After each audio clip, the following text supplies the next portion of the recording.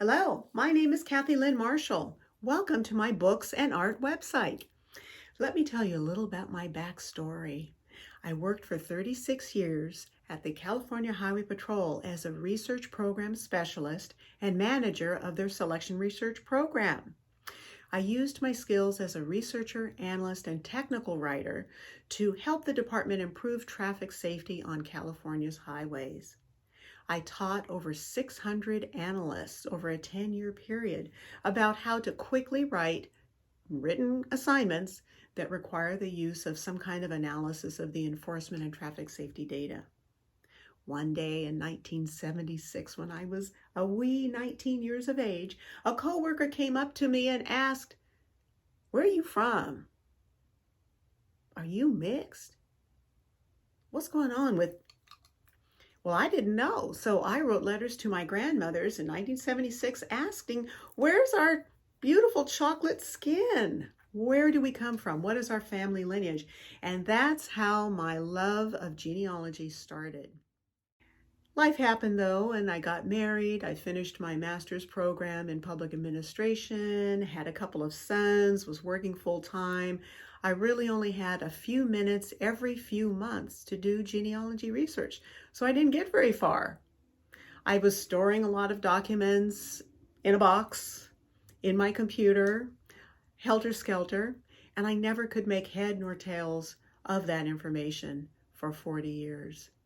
So when I was living the 60th year of my life, I got scared. What if I died tomorrow? My sons, as wonderful as they are, they'd throw away all those documents. They didn't know what to do with it. I didn't know what to do with it for so many years. And so something had to change. And so I started going to genealogy conferences, listening to podcasts about African American genealogy research, because guess what, folks? It's different. Doing African American research and genealogy is different. It's much more difficult, very similar to adoptees and how difficult it is to find their families, because the majority of African Americans in America prior to 1865 had been enslaved at some point in their lives, and slaves were thought of as being property, okay, like a cow or a plow. If we can't find the names of our slave-owning families, where we can check their probate records, land records, all their other transactions for property, it's really hard for us to find information about our ancestors. It is not impossible. It is simply difficult. Okay. So anyway, I discuss in my books these research methods that work for African Americans, adoptees, and everybody else who's trying to find information about their ancestors. So success in finding my ancestors eluded me until October 1st, 2016, when I heard a webinar that basically said, "Hey, Black people, let's write our own stories instead of letting other people write our history for us."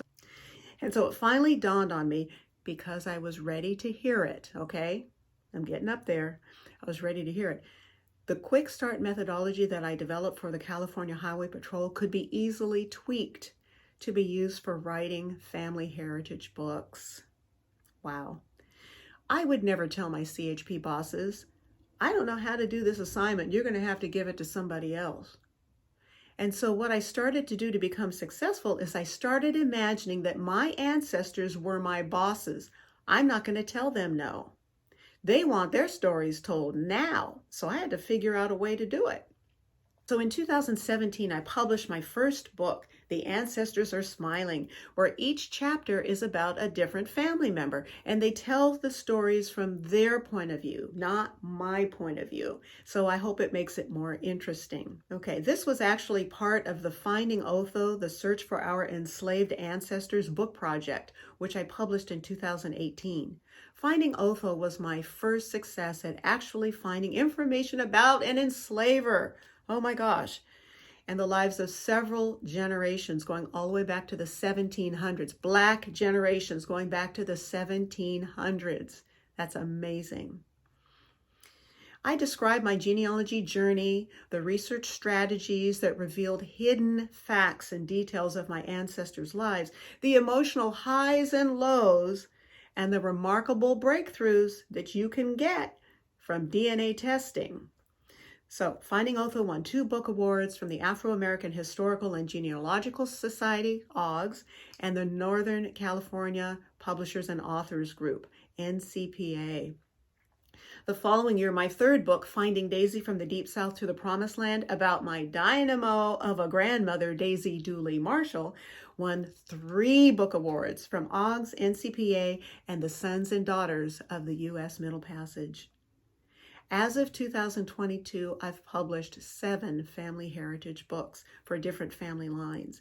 And they're not just about my folks.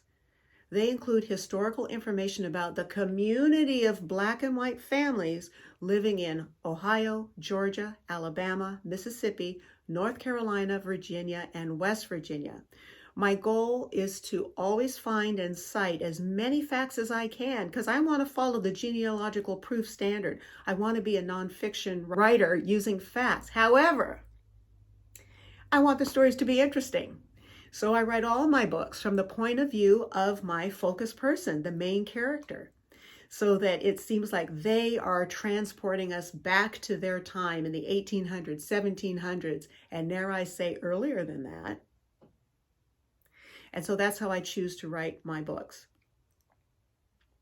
In The Mystery of Margaret Booker, Margaret describes how she lived 30 years a slave in what is now West Virginia, then 50 years as a free businesswoman in Ohio. And I am so thrilled that the Beverly Heritage Center in West Virginia has included my research and our Booker family in their museum. It's just so rewarding and awesome. I wrote the 5th book about my paternal Marshall and Smith lines from Georgia and Alabama in the Marshall Legacy in Black and White.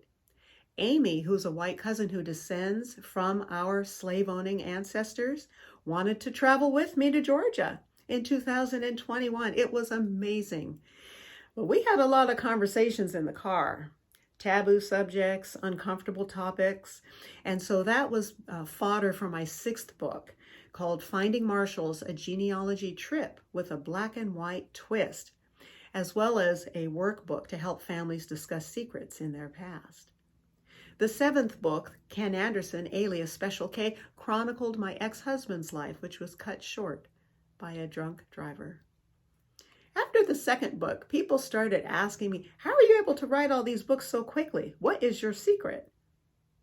It's my quick start method, I say. And so I've been invited to speak on many national podcasts at the annual Afro-American Family History Seminar in California and at various book clubs and writing groups.